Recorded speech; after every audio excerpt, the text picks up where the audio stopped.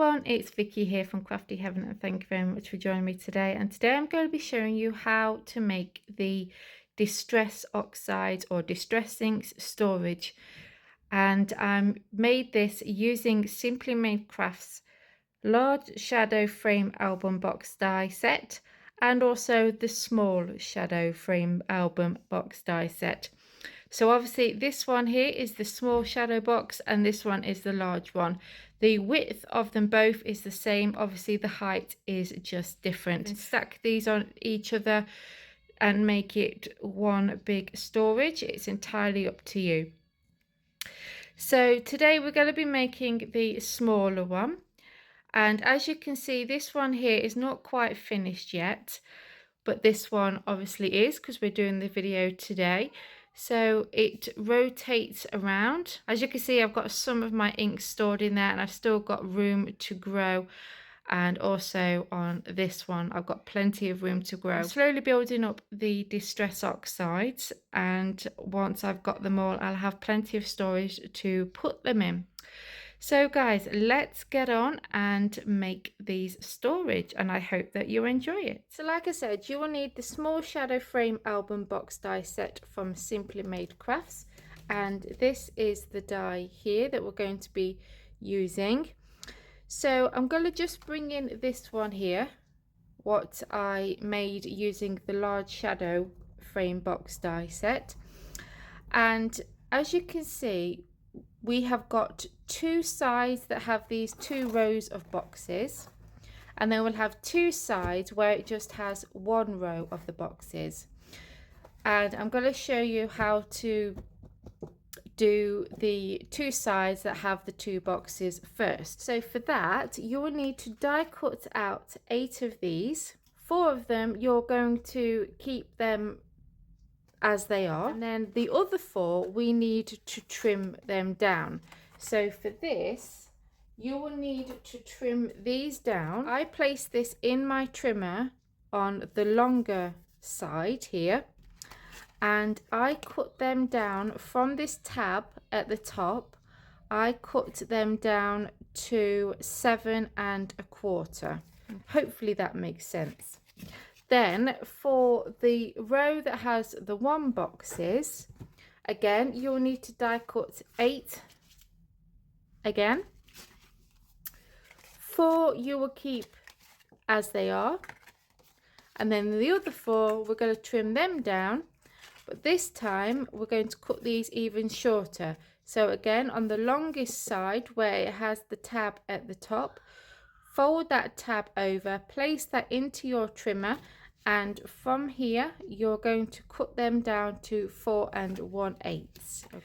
So I'm going to just assemble one of these on camera with you, because the other 3 sides are exactly the same, putting them together as what we're doing with this. Okay, so we are going to have the 2 larger ones on the sides, and then the 2 that we cut down, they're going to go on the top and bottom.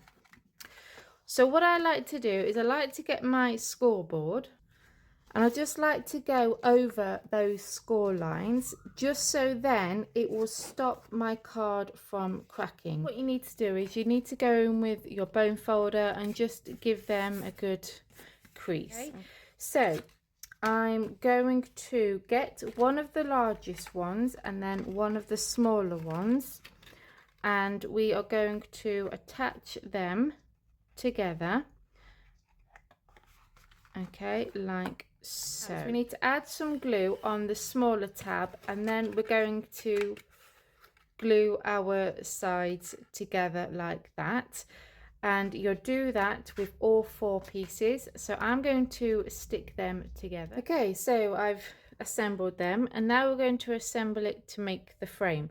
So like I said, you're going to have the 2 larger on the side and 2 smaller at the top, and we're just going to add glue to the outside tabs here, and then we're just going to glue that on there, and then you'll get this nice corner to your frame.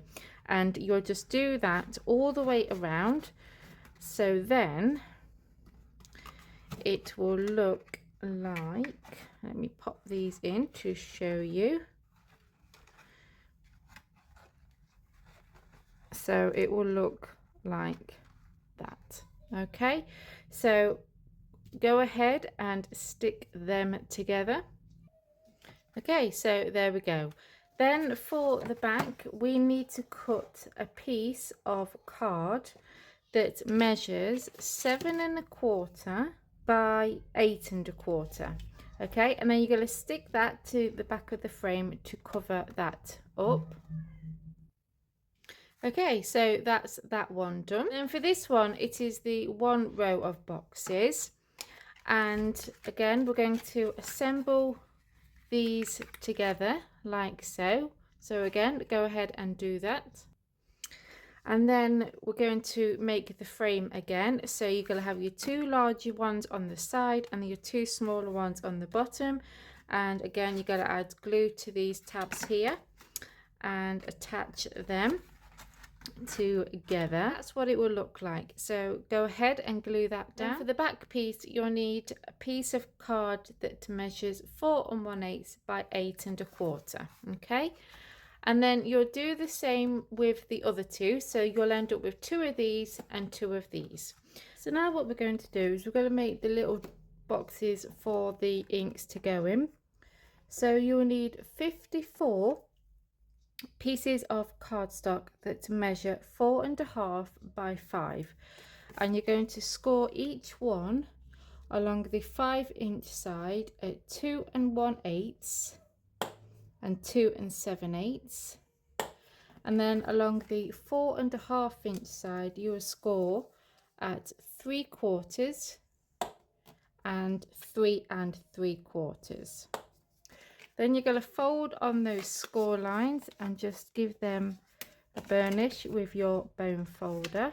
And then we want to give these a trim. So you'll see here you have these a rectangle, square and a rectangle on either side, and we're going to cut up the score lines where the square is in the middle. So we're going to cut up the score line here and here, give that a trim at an angle, and then you've got your tab here. Do the same to the other side, and then you'll have your piece that looks like this. And then these tabs, you'll put glue on the tab here, fold up one side like that, glue that together, and also do the other side, and then you'll add glue to these sections here, fold them over and glue them, and then you'll have your box. Okay, and then you're going to stack them on top of each other, so you'll have 2 4 6 8 9 for each row. Okay, so I've stuck all these down, and this will be a nice snug fit, so you might not have to glue that in, but if you want to make sure that it does stay in place, then you can just add some glue to the back of these and then stick them in like so. And then you will go ahead and do the same for the other ones. Okay, so that's them done. So now we're going to glue these together.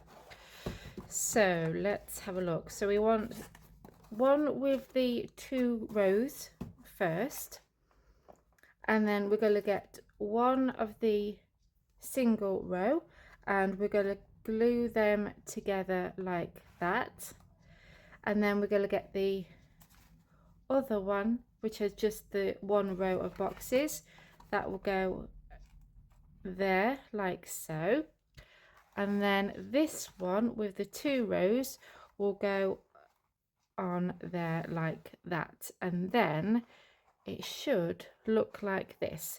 So if you wanted to, you could make a box to go in the center here, and you could add some of your blending brushes in there if you wish, but I'm not going to do that. So you'll see here we have the bigger section here, a single one, the bigger one, and then another single one there.